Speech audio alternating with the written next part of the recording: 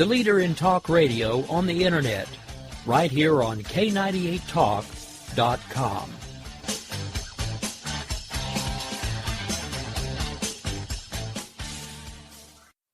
If you want to work until you keel over, have less of everything in retirement, or give back more of your hard-earned money to the stock market again, then just ignore me. But if you'd like to protect the money you save, receive a steady, predictable retirement income, and enjoy financial security for as long as you live, then listen to this. You can download a free report that reveals the wealth-building secrets Wall Street and the banks don't want you to know. You'll learn how you can get guaranteed growth, safety, and real prosperity without risking your money in the Wall Street casino, and how to get the money you need when you need it, simply by asking for it. This is the best way to have a 100% secure retirement and know your money will last as long as you do. To learn more about this method and to get your free report, go to 29security.com. That's the number 29security.com. 29security.com. Go to 29security.com.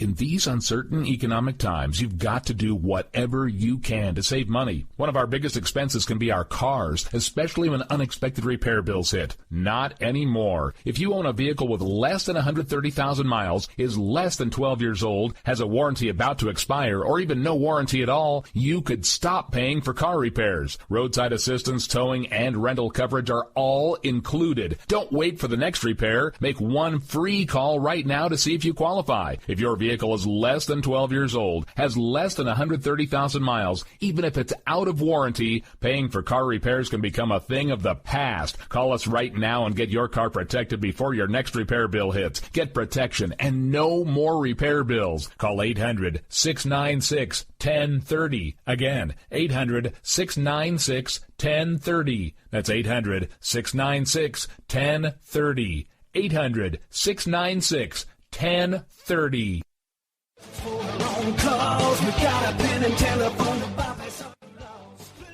All right, folks, this is Rick Robinson with you. I want to tell you about some friends of mine from a company called Security Enforcement Specialists. When I ran my security agency for 12 years, I worked with one of these partners on a daily basis. He's been involved in this agency now, and with his other partner, they do have over 30 years of experience in the private security industry. If you own a business and you need someone to keep you or your customers or residents safe, then I highly recommend contacting Security Enforcement Specialists today. Give them a call at 405-703-1796. Again, that's 405-703-1796. Again, tell them Rick from K98 Talk sent you. Like I said, if you need the help, they are here for you. So make sure that you go look them up, check them out, and see what they can do. Wrong way. Welcome to the place. Joe had huge problems with the IRS. I knew it was coming. I hadn't filed taxes since 1990. All the IRS letters coming in added up to a nightmare. To get up to like $68,000.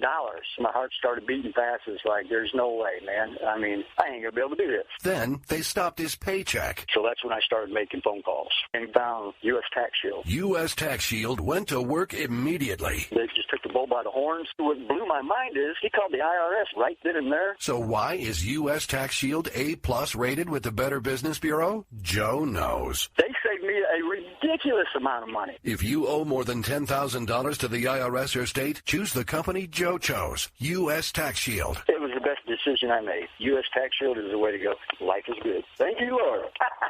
Call 800-471-3287. U.S. Tax Shield. The leader in talk radio on the Internet, right here on K98Talk.com.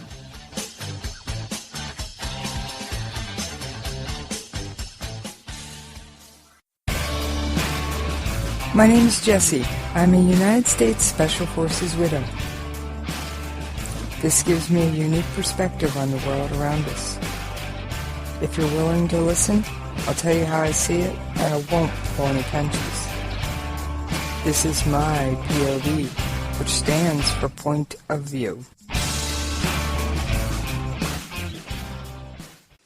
All right, this is Jessie, and I am back.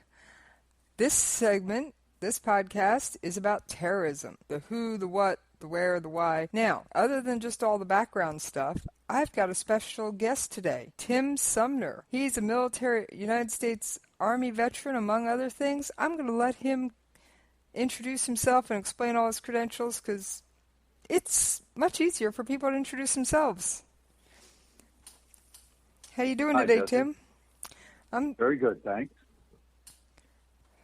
So why don't you give us a little bit about your background? I'm United States Army retired. I was in Vietnam era veteran from 1974 to 1994. I was primarily a military policeman, but I served as a drill sergeant, instructor, combat trainer. My last post was at the National Training Center in California, Fort Irwin, California. I retired as a sergeant first class. In 2004, along with a lady by the name of Deborah Burlingame, I co-founded a group called 9/11 Families for a Safe and Strong America. The reason why we started is her brother was the pilot of Flight 77, which was crashed into the Pentagon. And my wife's brother was a FDNY firefighter, a 19-year firefighter by the name of Joseph G. Leavey, who led his ladder company to the 78th floor of the South Tower and was killed that day. We started it because out of concerns for national security, wanted to have a voice on issues of that. And it's an affiliation of about 300 people, loose affiliation, not a formal organization, that will speak out on topics that are important to us, including probably we would say one of our better victories was stopping President Obama from bringing Guantanamo Bay detainees to federal court 6 blocks away from where they had admittedly murdered 3,000 of our fellow citizens. So that's who I am. Thanks for having me on. Oh, more than happy to have you on. I will say 9/11 is one of those days where it felt like the world stopped turning and everything fell apart. So I do remember watching the second, the buildings fall and watching the second plane crash, and it's one of those. It's my generation's. Where were you when JFK was shot? Where were you on 9/11? Yeah, I think it is for all of us.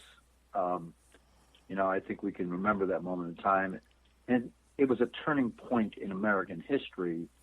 And it continues to reverberate. People will talk about it being 15 years ago, but we see the ongoing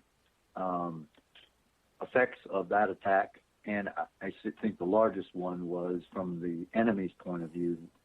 That is their largest recruiting tool. That was their greatest success to date from their point of view. So I think it is going to continue to reverberate for this generation and who knows how many generations in the future. I hope no one ever forgets, because it's one of those. America was attacked, and yeah, I'm a news junkie, an absolute admitted news junkie, and I read about the terrorist attacks. Israel has them from time to time. Paris, Brussels. And then before the recent ones in Paris and Brussels, the Charlie Hebdo. And all those were acts of terror. And correct me if I'm wrong, but the terrorists are basically out to make people stay home and lock themselves in a closet. They don't want us to recover and go about our daily lives. They want to be able to scare us enough to where we never go outside again, and we're too afraid to fight back. Well, they certainly want to intimidate. Their primary goal isn't the intimidation, obviously. It's for political purposes, their political purposes from how they see the world. But, obviously they want to intimidate and change, get inside our thinking, our decision cycle. And we've had to make many changes to defend against this. People could argue we've done too much, or we've done some things wrong. Maybe we've gone too far with some issues. But be that as it may, the standard is never again. And if you're going to fight this enemy, you have to get inside their decision cycle and continue to attack them, because they're going to keep coming. They have kept coming, and they're not going to stop until they're stopped. Okay, so obviously the terrorist threat most people have heard about is ISIS or ISIL, sometimes overseas called Daesh. What's your take on them, and do you think our current actions are going to stop them, or do you think we're just throwing pebbles at a monster and he looks at the pebbles and goes, yeah, whatever?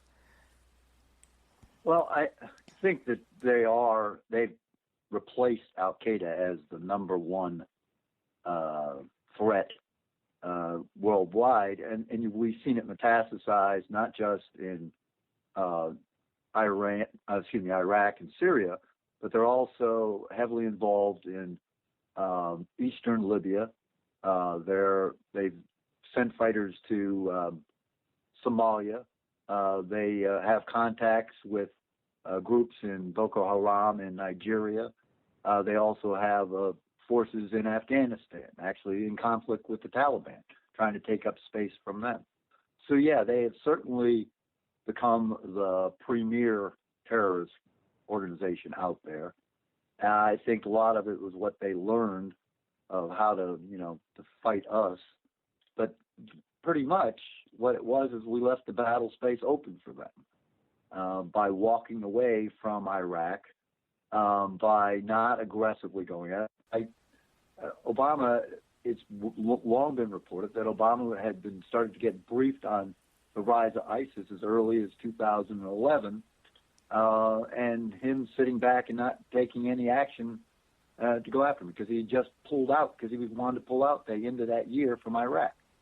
His haste to leave the battle space open in a region that was open for conquest. That's what's happened. They've taken up the battle space in an area where he helped push the Syrian revolt at the same time, created the ground and the atmosphere for the attack to occur. So basically, if I'm getting what you're saying, Obama basically plowed the field and sprinkled a little fertilizer and said, plant whatever you will here, we're gone. Well, more specifically, we'd have to go back to Libya to look at this. I mean, Libya was a major mistake of foreign policy. In fact, Obama just admitted that the other day.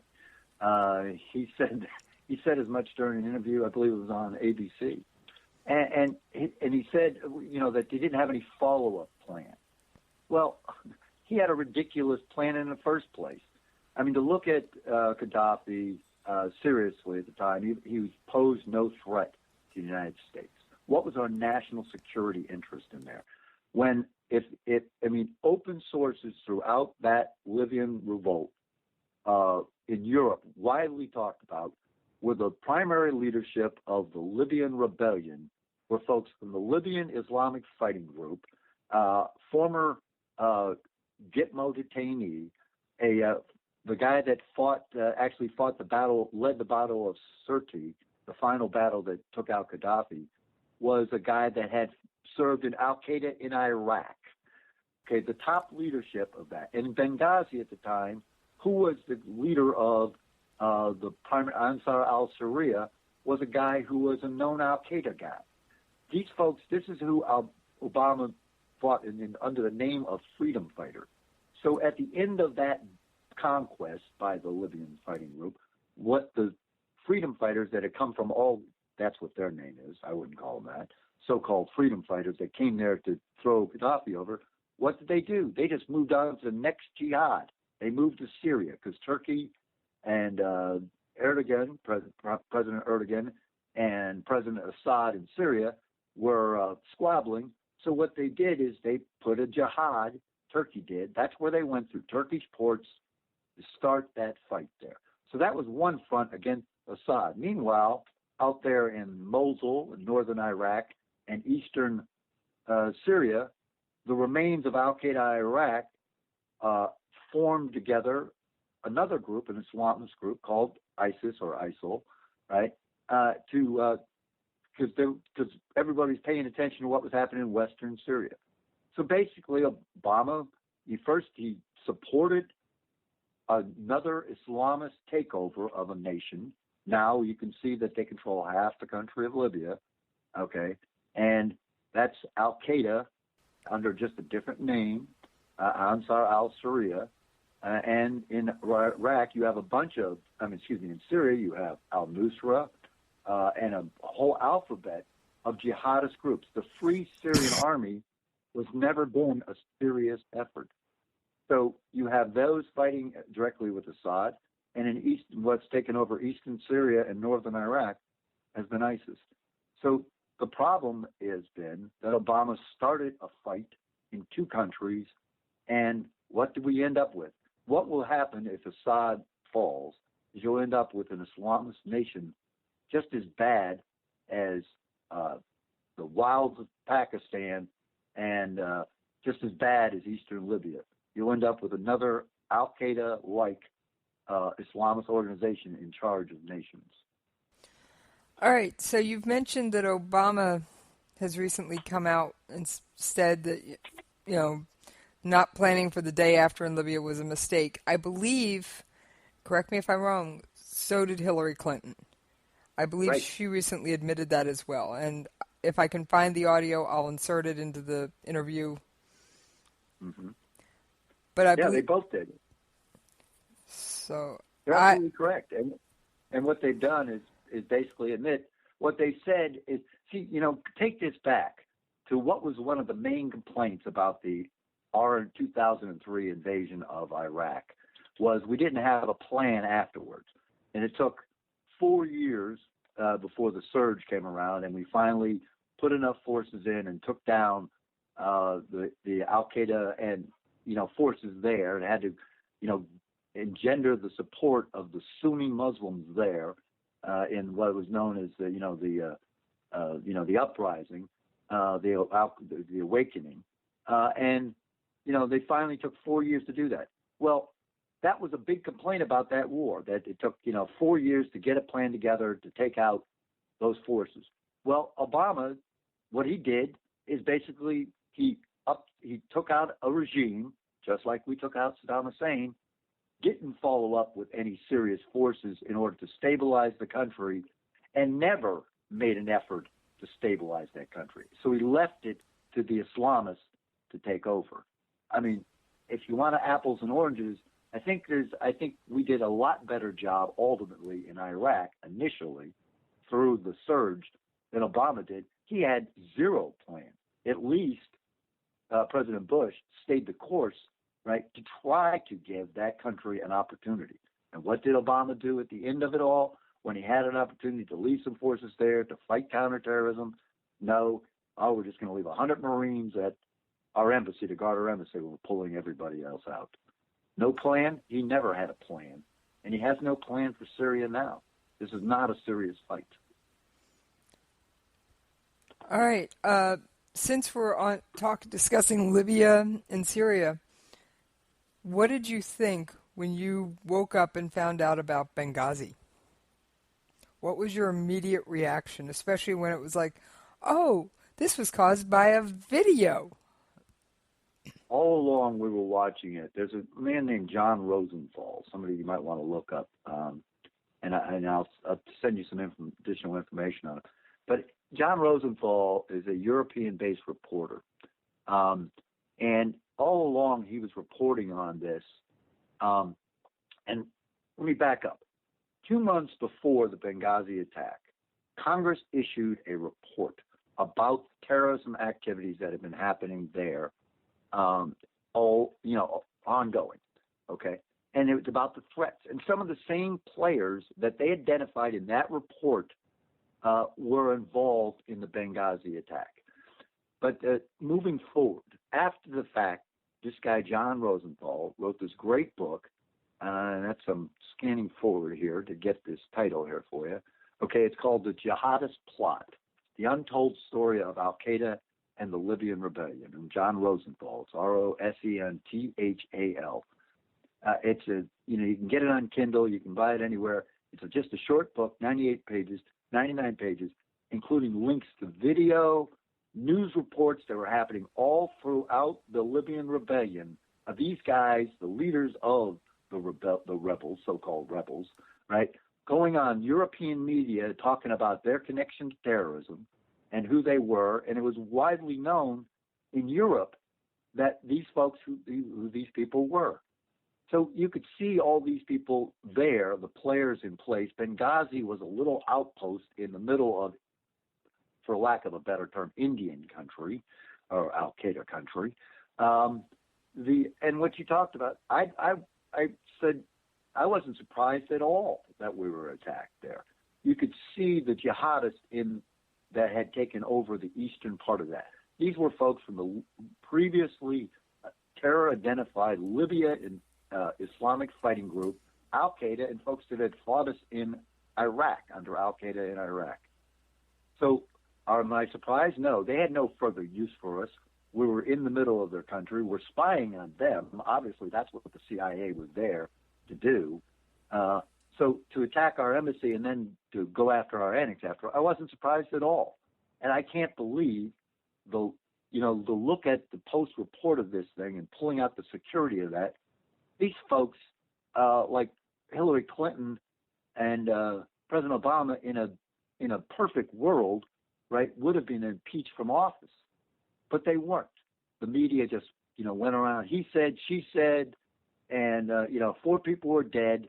You left them unsecure, and it was just a clerical error, and I missed the memo, and I left that to security professionals, and blah blah blah.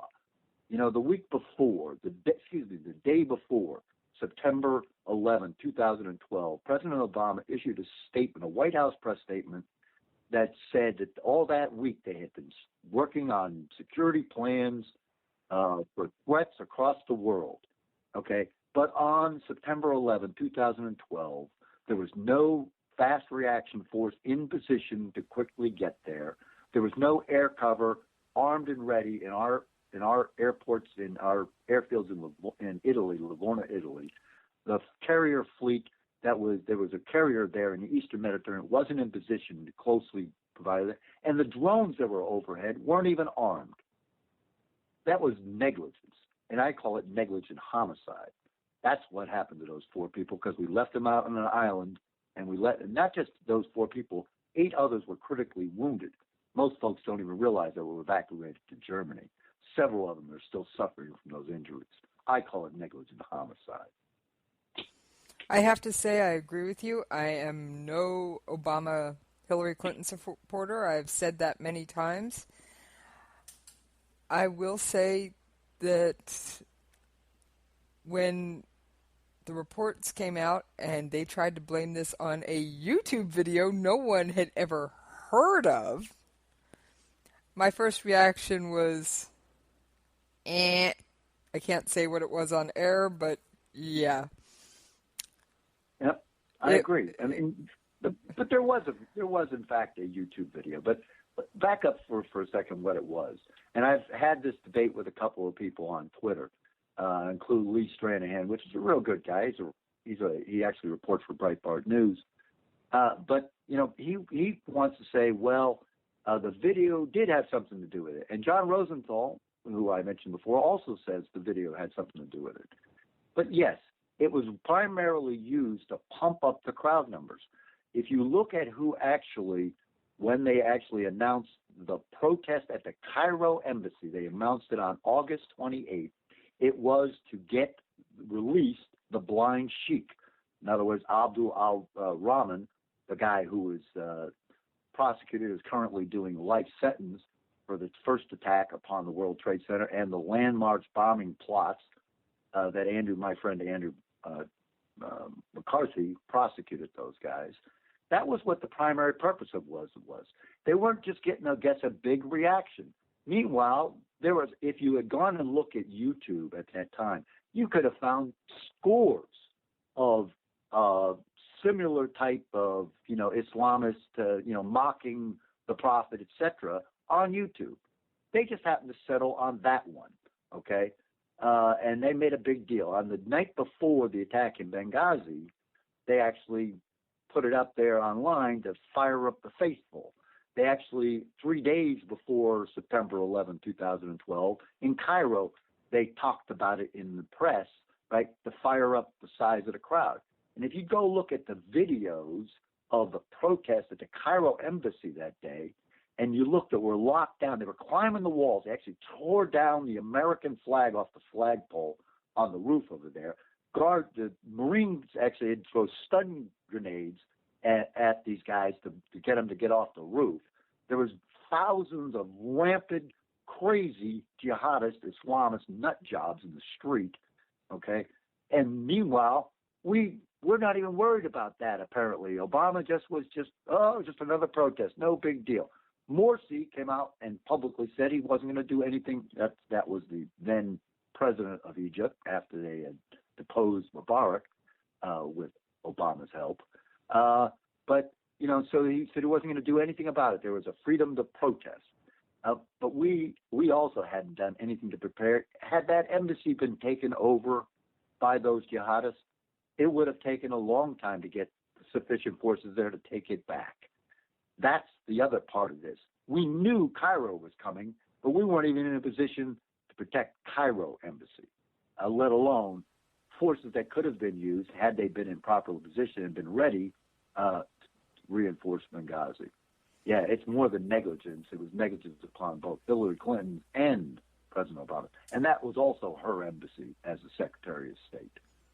That was her. I think it was technically considered an outpost or consulate, or the technical term escapes me, but that was... It was a consulate. But I'm talking about the embassy in Cairo. That was an embassy. That was an actual embassy, and it should have had full security and everything else. And from what research I've done on it, it didn't. Now, the only thing in the back of my mind that goes, why was the ambassador in Benghazi on September 11th? Why wasn't he down in the main embassy? That's the only question I have never heard a reasonable answer to. I've heard speculation that he was passing weapons. I've heard speculation he was actually a CIA informant. I've heard speculation of all kinds of rampant things. You can find any kind of speculation you want on the internet. My only thing is, why was he in Benghazi? Well, I'll give you what was said, and also was confirmed. And I can't remember the gentleman's name, but you may remember the testimony by his deputy, who was at the actual embassy in Tripoli, that testified before Congress, and did it. This guy was the guy that talked to Ambassador Stevens that evening and said that they were under attack, and tried to get help to come there. He's the one who spoke to Hillary Clinton a couple hours into the attack. What he said, and also what reports had previously said, was Stevens was there to try to set up for October for Hillary Clinton to actually travel to that consulate.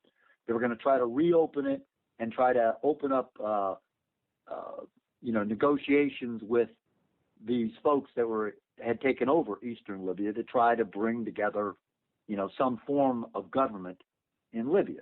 So this was supposed to be like the pathway, the early first meetings to try to set up a meeting. She had hoped to visit Benghazi in October. That was what he testified to, and it was what I had seen in news reports. But I heard him confirm that was what was the plan to primarily do, was to open up the consulate and make way for her to visit the following month. Okay. And yes. Besides that, there was also an annex, a CIA annex. And there's been many reports about what they were doing there.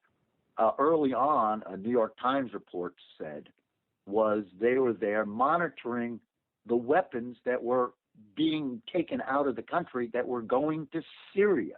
And what they were trying to do was prevent, or at least like a buyback program, something along that lines, to try to prevent surface-to-air weapons to go there. Because this is a fungible weapon. What happens if they don't go to Syria? What happens if they go to the local jihadists and they decide to use them at their local commercial airport? They could be used as terrorists to bring down airliners. So they were trying to get a handle on what were Soviet-made surface-to-air missiles. There's several different ones that were over there, SA-3s, SA-2s, SA-7s. There's shoulder-fired weaponry, and that was one of the largest things. So I don't know what I believe, but I think that was probably the most likely mission of the CIA there, was to try to monitor that and hopefully head off through some means, maybe a buyback program, to try to buy those weapons so that they could, keep them from ending up in the wrong hands. But at the same time, as we saw, the folks from Libya, the Islamists, the jihadists, just went off to another jihad. Many of them traveled from there into the Sinai to create another terrorist organization to fight the Egyptians later, also to go after, to Syria. And I'll bet you some of them probably ended up in ISIS. Since we're discussing, I was going to say, I think we've covered Libya and Benghazi fairly thoroughly. Since we're discussing the Obama administration and their policies, what do you think of his recent efforts to close Guantanamo Bay, or as it's commonly called, Gitmo? And he just released 9 more. Do you think he's actually going to be able to close Gitmo before he leaves office? Well, there's a lot of question about that. He might try to do it by executive order. There is a law that, first, Guantanamo as a base is a key naval facility. And they also have said, in just a recent, when he was down there visiting in Cuba, that he had no plans to actually turn the base over to Cuba. There is a treaty that's been in place for, since 1902 or something, at the end of the Spanish-American War, that ceded that property. We paid $4,000 a year lease for that place, by the way, for the whole base. But they would keep not cashing the check. That's the side point.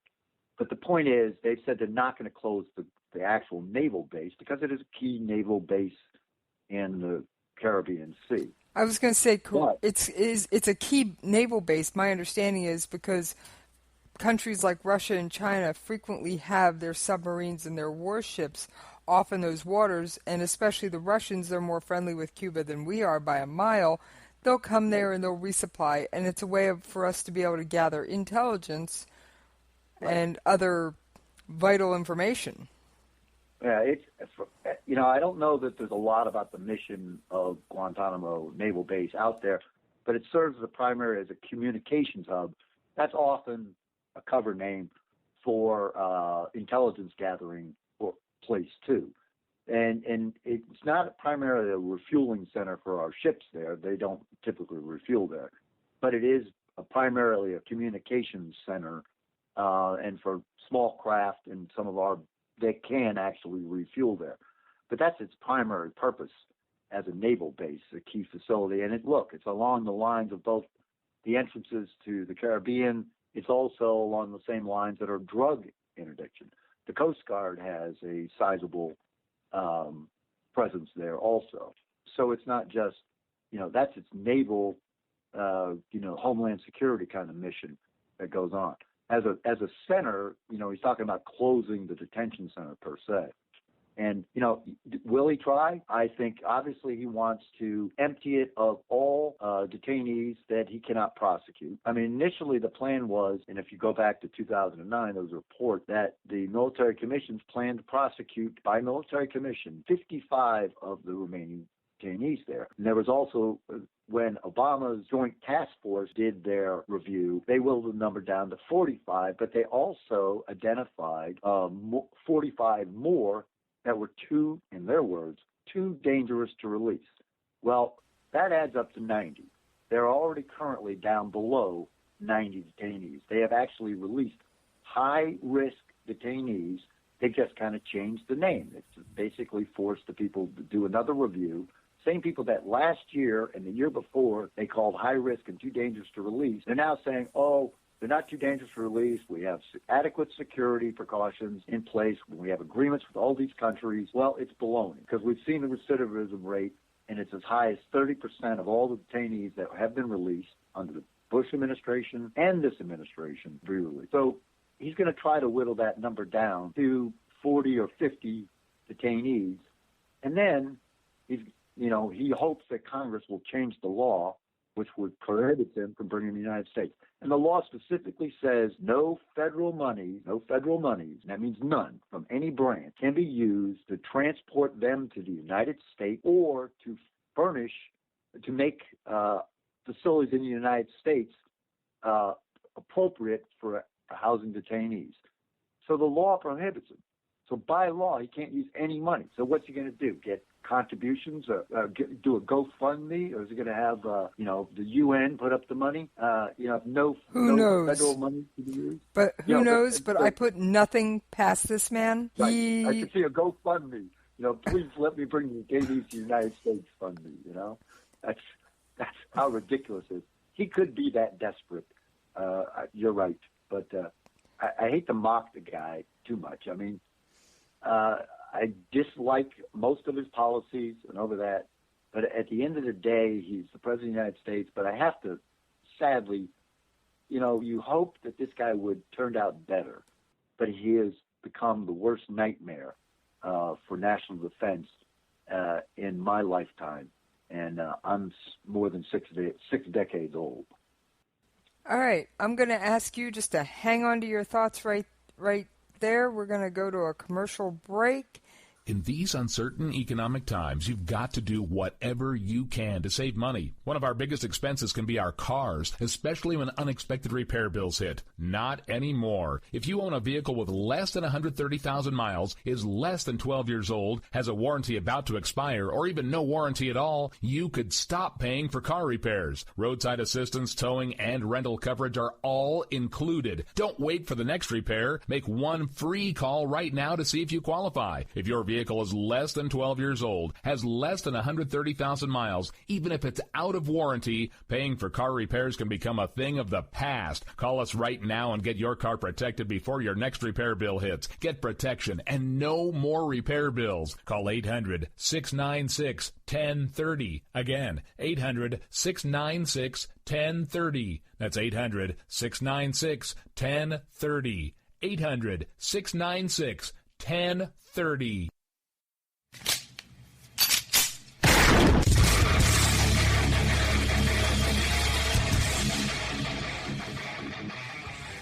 This is Slickery Trigger for Rebel Road Tactical.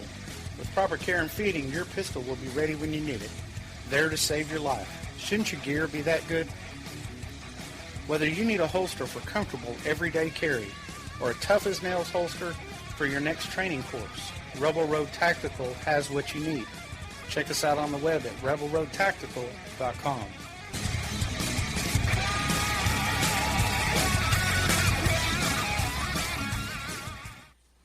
All right. Thank you for hanging in there through that commercial break. My guest, Tim Sumner, is still with us, and I'm going to let him pick up where he left off before we went to break. Well, I think we have to look at this from a total war standpoint. We're not just talking about Al-Qaeda anymore. Al-Qaeda still has a presence in Pakistan, which is where it's still operating, and it's because the Taliban have taken up the ground that Obama has again ceded in Afghanistan. Al-Qaeda is alive and well there. We see Boko Haram has, been fighting in Nigeria, and it's pretty much, created safe space in northern Nigeria and in Mauritania. We also have Al-Shabaab operating in Somalia, still pretty much controlling territory. In Yemen is a fight between Al-Qaeda, which is controlling the eastern two-thirds of that country, and the Iran-pushed Houthi, and somehow there's a third party in there that's being backed by Saudi Arabia, the official government of Yemen. So in addition to all that, we have a larger fight on our hands. And unless we go back to seriously fighting these folks where they are and on their territory, they're going to continue to grow. Do you think they're going to attack us again here on U.S. soil? Or do you think we have the mechanisms in place to stop it?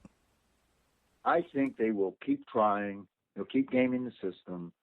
And they've done it pretty well from ISIS point of view. If you look back, and you may remember this from recent news, probably 3 months or 4 months ago, where FBI Director James Comey came out and said that they were currently following around every day nearly 50 suspected ISIS folks. This is a 24/7 surveillance, and I won't even you folks. I won't tell you what I know as the correct number, but just imagine what it takes to follow 50 different people around the country 24/7. How many people it takes to do that? So he was so tasked by this, overtasked with this, that he had to ask metropolitan police forces to assist him in that effort. Large city departments. In addition to that, they had over 1,000, maybe just under 1,000, known or suspected folks that were involved in ISIS in some way. They were also keeping some eye on.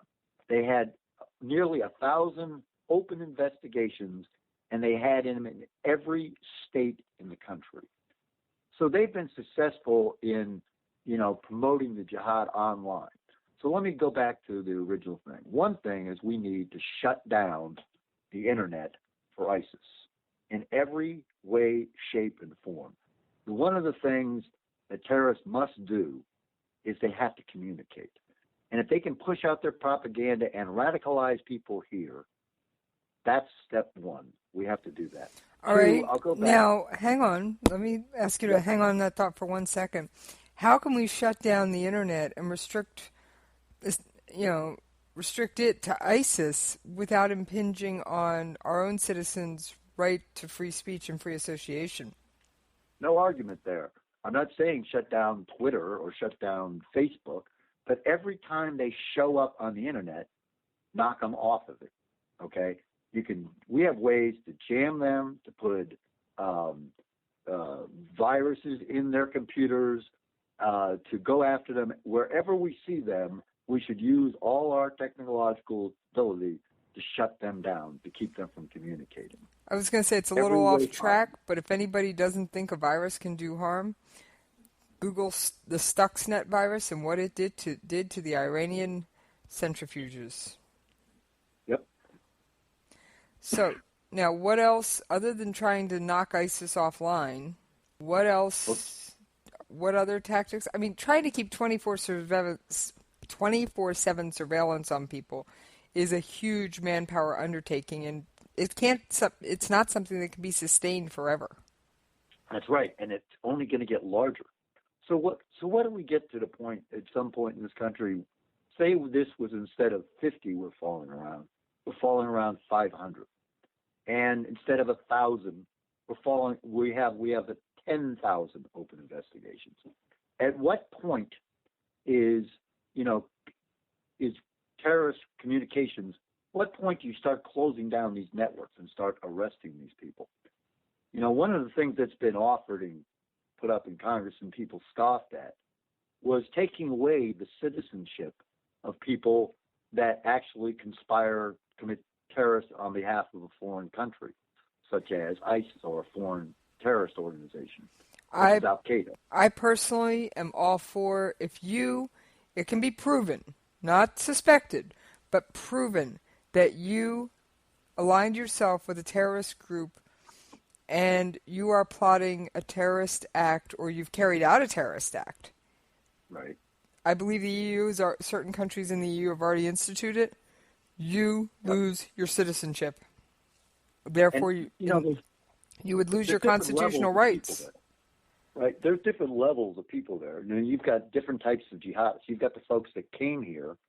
They came here as refugees or asylum, or they weren't born here. So the natural thing for them would be to revoke their citizenship and ship them back to the country that they came from. Okay? At least at a minimum, if you can prove that much in some kind of a court of law, I think there should be a process. I don't think it should be just some star chamber type of thing, but I think there should be some process to it. If you can prove that, and maybe you don't have enough to prosecute them for, but you have enough to revoke their citizenship for, and deport them, that's fine. But what about the Americans that were born and bred here? So you just can't take away their citizenship. Or what are you going to give them? Wasn't it John Walker Lynn? Wasn't he? John Walker Lynn, by the way, who's going to walk free in about 3.5 years from now, by the way. Just so folks are not keeping score at home. It makes my blood boil every time I think of an American. How can someone born in this country be brainwashed or subscribe to an ideology and so wholeheartedly buy into it to want to destroy it? I just cannot, in my mind, fathom how something like that can happen. Mm-hmm. Well, there's the other problem. You know, we're in a declared war. I mean, people can say, well, you make different. I won't go into the whole debate about authorities to use military force, but it amounts to the same thing because the Constitution does not say how Congress declares war. In effect, this is a declared war. The problem is we're too narrow.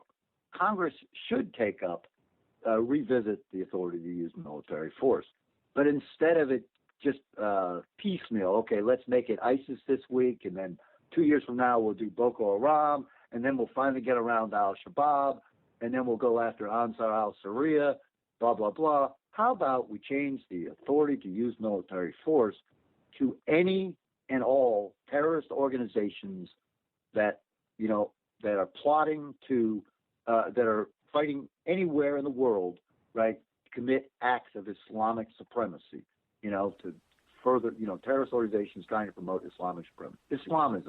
Islamists. If you're committing a terrorist act, and anyone who is lending them support. So we ought to declare war on Islamism, okay? The fact that these folks are fighting for Islamic supremacy. Now, I must say, okay, finish your thought. Here's the basis behind that, because we have this group of terrorists now. 5 years from now, what are we going to have someplace else in Indonesia or in Burma or in Kenya or some other country?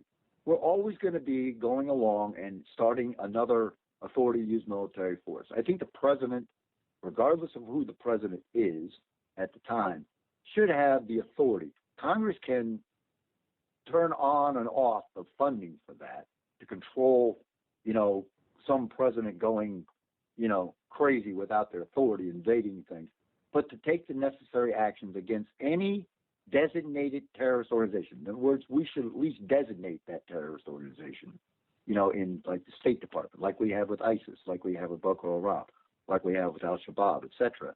Right? If it's a designated terrorist organization, it should be included in that authority to use military force. So basically, it should say any designated terrorist organization, okay, so there is still some control, and then Congress can provide funding accordingly to those efforts.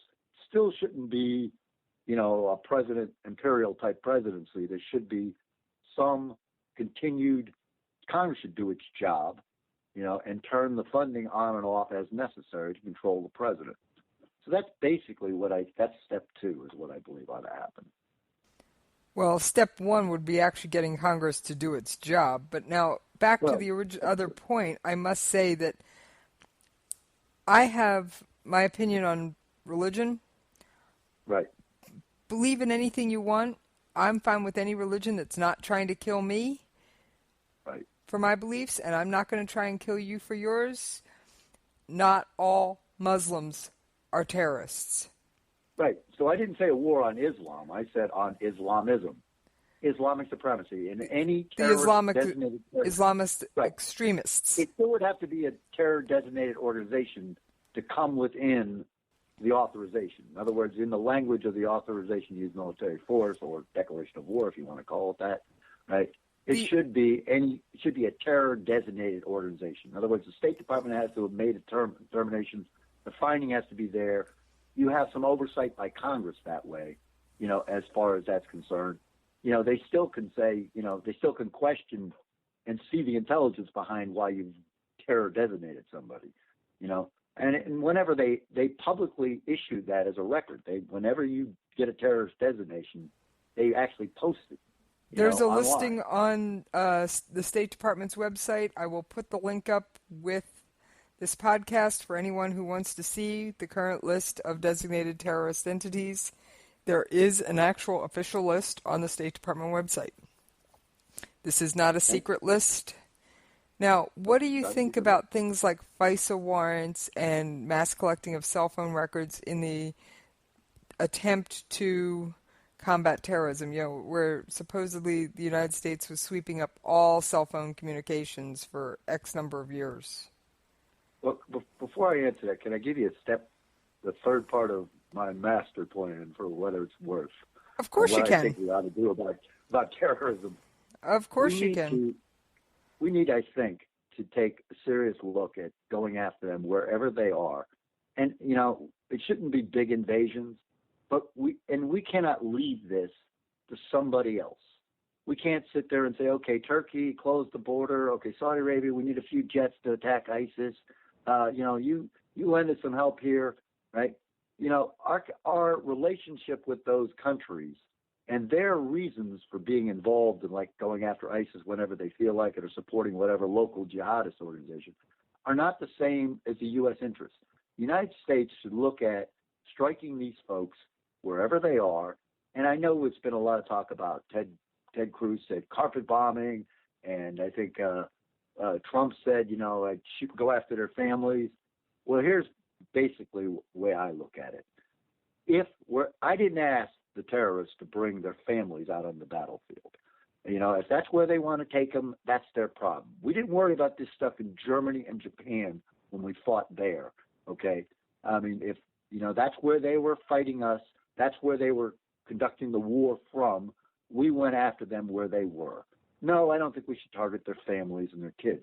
But I'm saying if they just happen to be at home when we hit them, I'm sorry, that should not be a reason not to hit them. That is where they chose to be. That's where the target is. And we should kill them where they are. I'm sorry, if you brought your family along the battlefield, that's your problem. I'm worried about American families. I'm worried about the free and innocent people in this world. If you chose to bring your families and other folks there, that's not my problem. It shouldn't be the United States' primary concern. I don't care about collateral damage if you're talking about a battlefield that we cannot afford to lose. We have lost far too many people. And these folks that are killing these folks, primarily the primary 90% of all the people killed since 9/11 by terrorists have been Muslims. I think the Muslim world would be much better off if we actually struck these folks where they are and ended this. Systematically, wherever they are, go and kill them. That's my third part of my master plan, for what it's worth. I agree with you, and as someone who has personally felt the impact of the blood, American blood that was shed in the war on terror, I think your plan is sound. Now, my only hesitation is what if an American group, say the Tea Party, somehow gets designated by some future administration as a terrorist group? Because well, we're talking, the State Department doesn't have the authority to designate a U.S. organization as a terrorist organization. That's a subject that has to be done. The FBI, there are obviously extremist groups in the United States. There's, folks, there's Westboro Baptist Church. Well, yeah, they're nuts, but they don't actually, other than just make people very angry, and make you want to, beat them profusely about the head and shoulders by protesting at people's funerals, disgusting animals that they are. Okay, I mean, it's just free speech, and you have other ways to block them off, and I think we've done a fine job in many Patriot ways. Guard, and their motorcycles are amazing when it comes to that, and I've experienced that firsthand. Right. So I mean, I've seen that here where I live when folks have, and then tried to send four of their family, which strangely the family doesn't look like it has a tree that's forked. But when they show up at these places and you have 1,000 motorcycles drowning them out or surrounding them, you sit there and go, what did you do? So I'm saying that's that's not really a good example. When you're talking about extremist organizations, they are a few.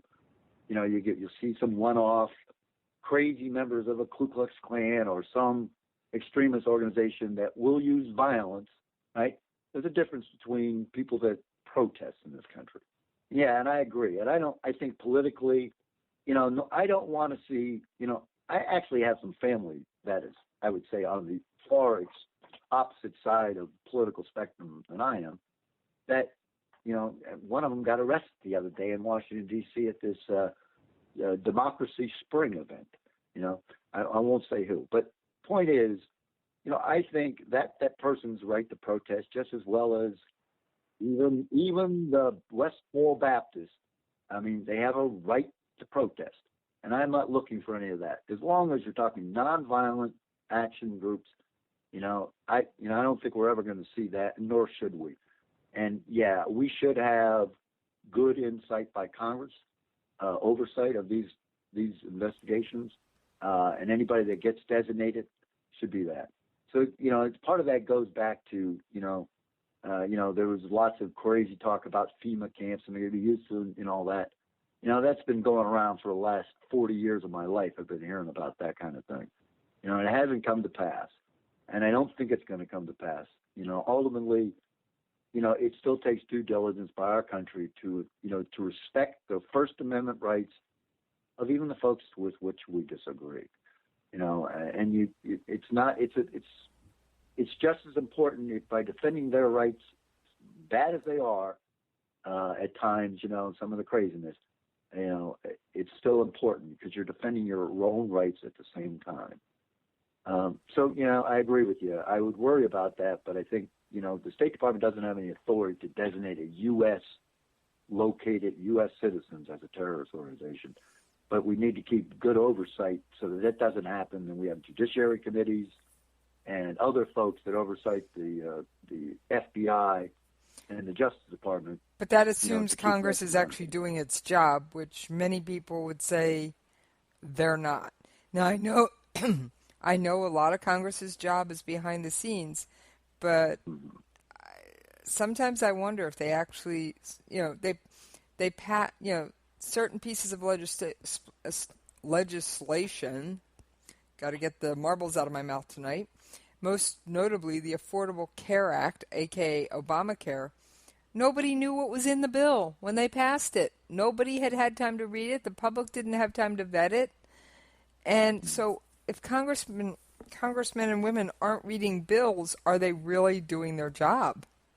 Yeah, well, that was shoved down our throat when the Democrats had a supermajority in the Senate and a majority, which is all they need, a simple majority in the House. And that's when they passed that. And, much of the damage was done, and we're still trying to deal with it. We could go into a long conversation about the Affordable Care Act. I agree with you that, Congress hasn't done enough to defund it.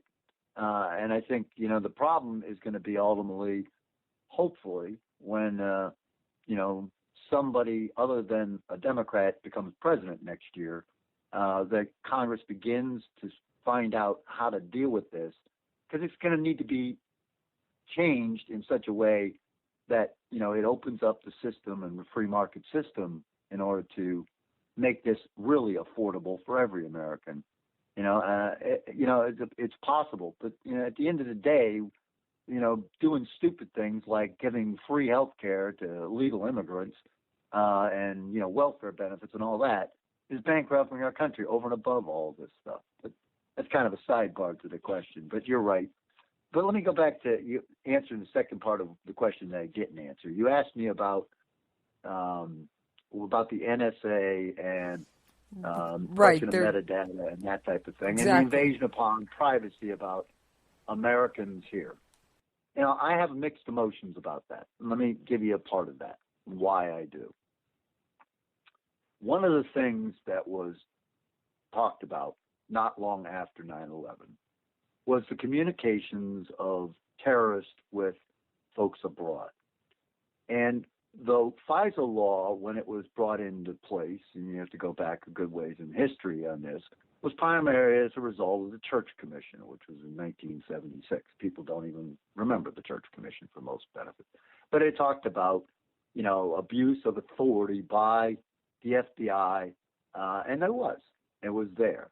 And it talked about the use of, what was foreign intelligence versus that. So the FISA law was primarily created to make sure that our intelligence organizations were focused on foreign intelligence, and whenever there was a crossover to agents here, okay, there was a means to communicate, a FISA court that would review the intelligence to make sure that they were still operating within the laws of, reasonable laws of privacy in the United States here. One of the biggest failings, in my opinion, post 9/11, was Congress's remaining deeply in the oversight mode of these intelligence organizations. But one of the things that talked about the terror communications of the 9/11 terrorists, here, let me give you an example.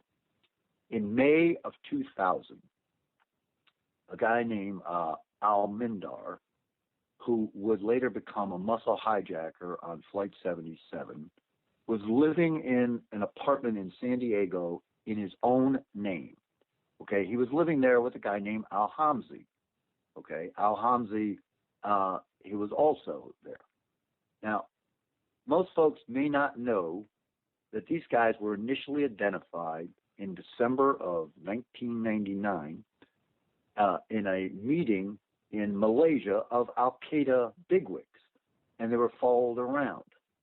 Okay, and this was the actual intelligence for them was found by a Al-Qaeda communications center in Yemen, okay, which happened to be run by Al-Mindar's father-in-law, okay. So these guys, Saudi Arabia tipped us to this telecommunications center. That's who told us this. So these guys, they were followed there to Malaysia. They were filmed by Malaysian intelligence.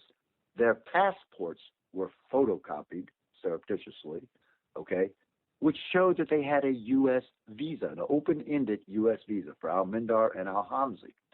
They lost track of them when they went to Thailand. They got lost in the crowd, okay. So on little did they know, right, but they did pass out a warning, okay, supposedly CIA warning, which never got out of the CIA. It was drafted to go to the FBI, a copy of thereof, that these guys had a passport to come to the United States. This was on January 9th, 2000. Okay. 3 months later, the CIA confirmed that these two guys landed in Los Angeles Airport on January 15th, 2000. Okay. Here's the thing. They were at an Al-Qaeda meeting, and Al-Mindar himself was wanted for questioning in connection with the bombings of our embassies in Tanzania and Kenya in 1998. Okay, he was wanted for questioning with that, in connection with that.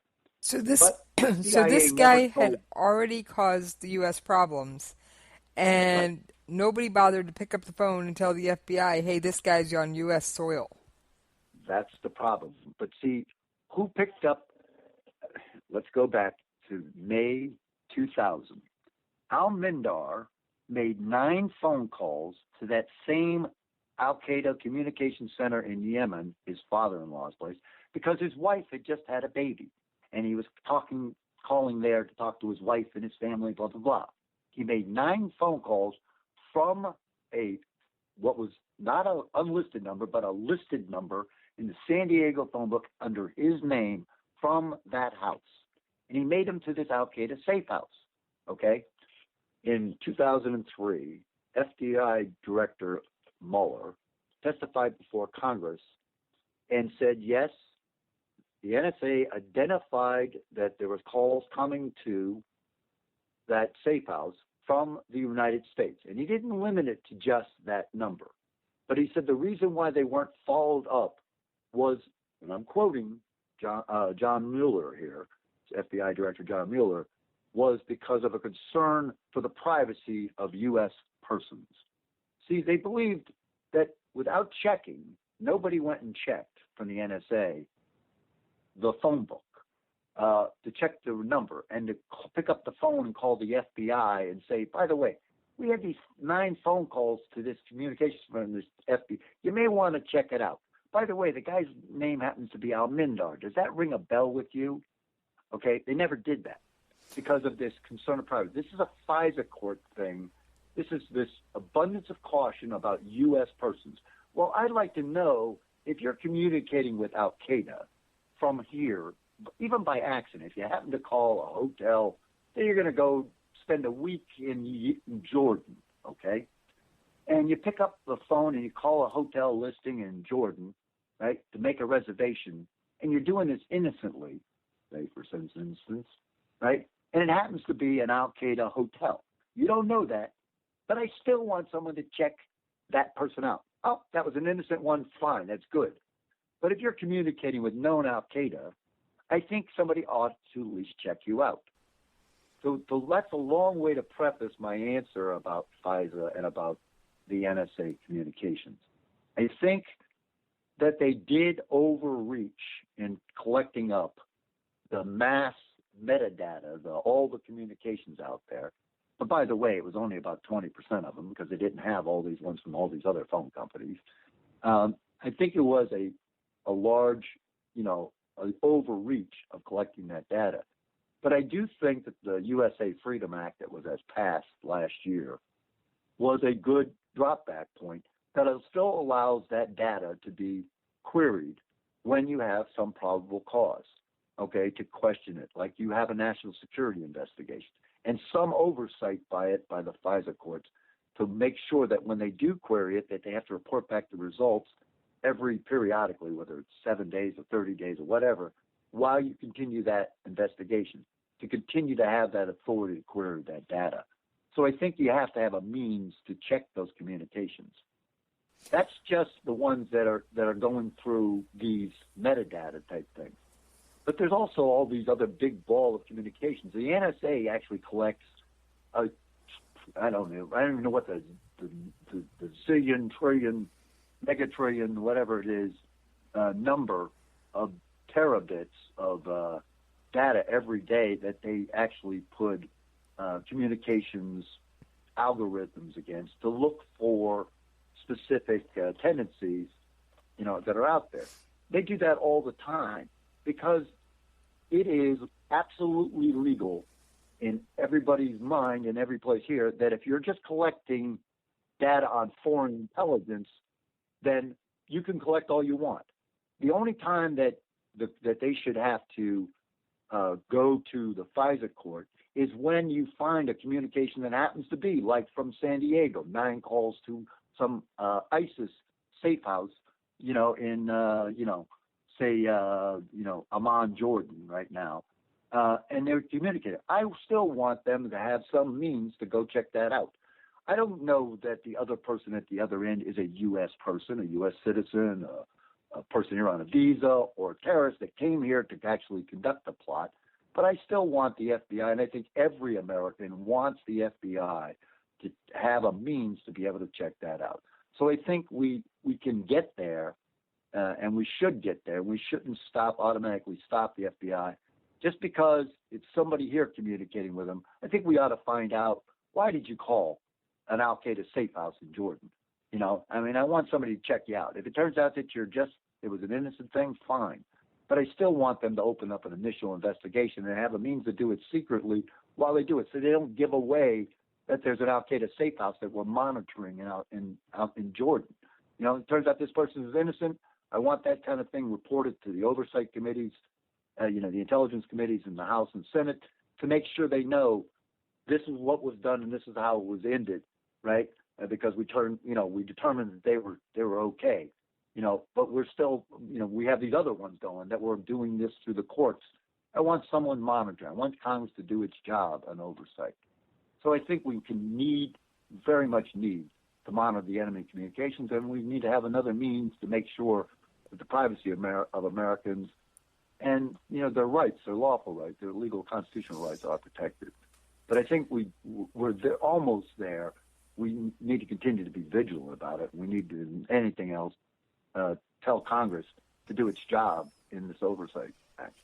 I do agree that Congress needs to get off at 6 o'clock and do its job. So, like I said, this has been incredibly interesting. While we've been speaking, I've come up with 3 or 4 more things I think I'd like to talk about, but I am pushing the limits of time. So okay. I'll tell you what, I will keep your contact information, and we will have you back another time. All right, it's been interesting. I mean, I don't get a chance to bloviate too much on this sort of thing, but we should get where I'm coming from on this. I'm not against, I'm certainly for protecting Americans' rights, but I also think that liberty does demand security. I go back to the constant phrase I use. The founding fathers used to hang the enemy's foreign agents from trees. We do have a need to protect ourselves from the enemies of a foreign power like Al Qaeda and ISIS and that. And I think we continue to we can balance both. We need to have a little more faith in some of these folks. I think the FBI and the CIA have gotten a bad rap many times. These are also great Americans that have skin in the game. They live here too, their families as well. And I've known many FBI agents over the years of my time in the service and military police. I knew them. I know some personally now, some retired ones. They are patriots. They're not all out to get you. Oh, I have no doubt. In fact, it was a female CIA analyst who first figured out that it was Osama bin Laden in that house in Abbottabad. Yep. So, I mean, and by the way, for folks that might not know, again, my name is Tim Sumner. My website is 911familiesforamerica.org, where I co-founded, along with my friend Deborah Burlingame, 9/11 Families for a Safe and Strong America. And if you'll go there to that website, and it might be on the second page now, you can actually listen to an interview that I did with Jose Rodriguez, the guy that ran the Counterterrorism Center and was the guy that actually was the primary guy in charge of the interrogations of the high-value detainees. I actually interviewed him for his book, and it's right there, the full interview from a couple years ago. If you think that it was all about EITs didn't work, well, go there and listen to Jose Rodriguez explain it. I think you'll find out that you might agree with me at the end of it that they work pretty good. All right, EIT, you threw an acronym. I believe it's Enhanced Interrogation Techniques. Enhanced Interrogation Techniques. All right, not everybody speaks 3-letter acronyms, so I always try and make sure it's explained once. Thank you. I forget that at times. That was a household name word by now. If I said torture, everybody would say, "Oh yeah, torture." Okay, it's not torture. But enhanced interrogations are one thing. Torture is completely a whole other level of things. All right. Well, it's been awesome having you on. Thank you so much. I appreciate it, Jesse.